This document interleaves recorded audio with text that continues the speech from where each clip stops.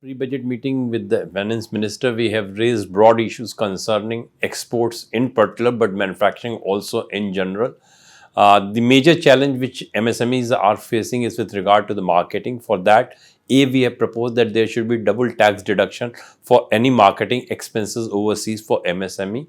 Secondly, we have also chipped for an export development fund, as the present scheme of MEI and MDA is hardly adequate for them. On the services front, we are pitching for better utilization of some of the agreements for expansion of the services.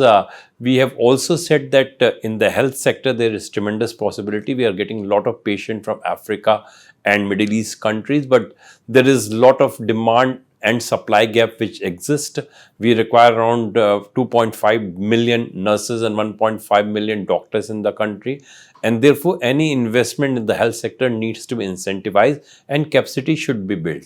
Our concern has also been on high transportation, which we are sending in the form of foreign exchange for our goods and imports and exports.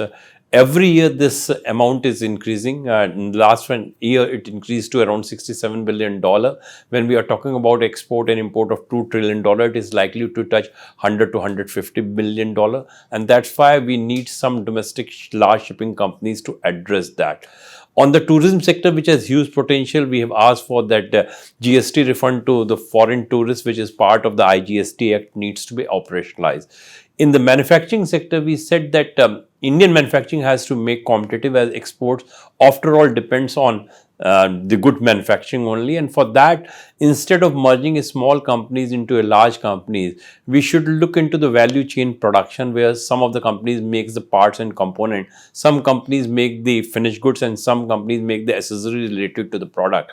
And these entire chain should be established in one geographical area, so that you have less reduction, less logistics cost, and better efficiency also.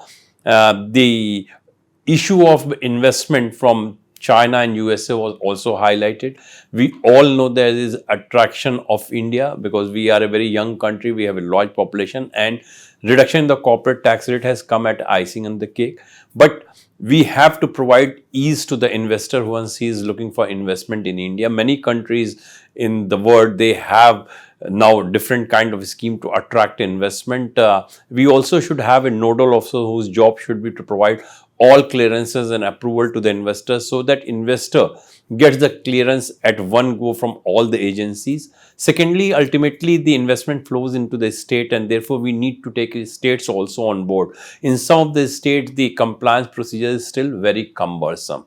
As a long-term roadmap for export, we are also pitching that R&D investment needs to be incentivized, and R&D definition should not only include research and development, but even the product development should be part of that, as product development is very crucial in exports. Secondly, the weighted tax deduction for R&D, which has come down to 100%, needs to increase to 200%, as R&D investment in India is very low. We are spending less than 1% of the GDP on the R&D.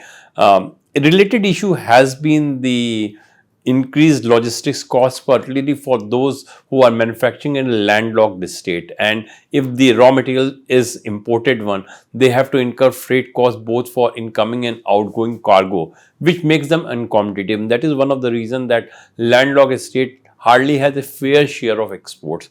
We propose to the government that there should be a scheme for freight subsidization, maybe with 50 and 50 support from the central and the state.